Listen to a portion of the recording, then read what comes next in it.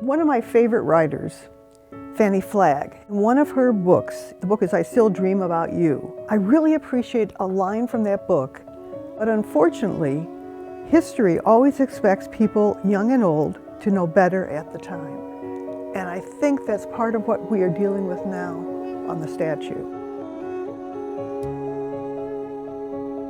Well, Hiawatha actually has no history in La Crosse. Longfellow wrote a long poem. It became a kind of a bestseller, The Song of Hiawatha. And Longfellow set him on Lake Superior, Lake Gitchigumi, because it's very poetic. Milwaukee Road opened up a railroad service between Chicago and St. Paul, and they call it the Hiawatha train. This area between La Crosse and St. Paul started to become called the Hiawatha Valley.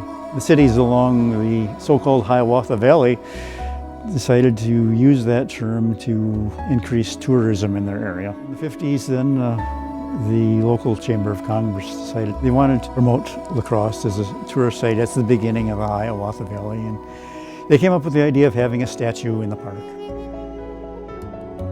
To me, I'm not opposed to being politically correct, because I look at being politically correct as being kind and compassionate and respectful.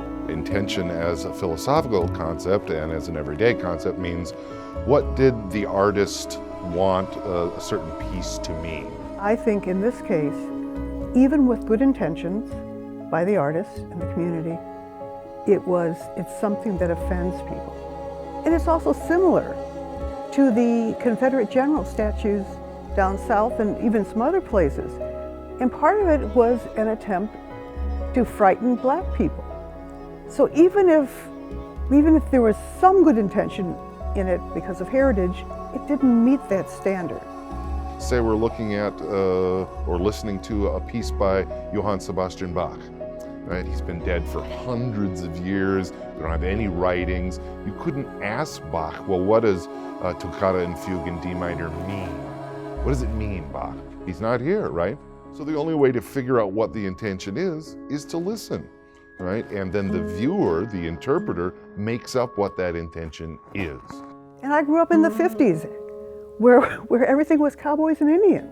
And the good guys were always the cowboys, and the bad guys were always the Indians. It's time to say goodbye to that statue, in my mind. So what you have today, at least in the case of Hiawatha, is you have a group of certain people that when they look at that sculpture, the way that they read intention is as a caricature of American Indians.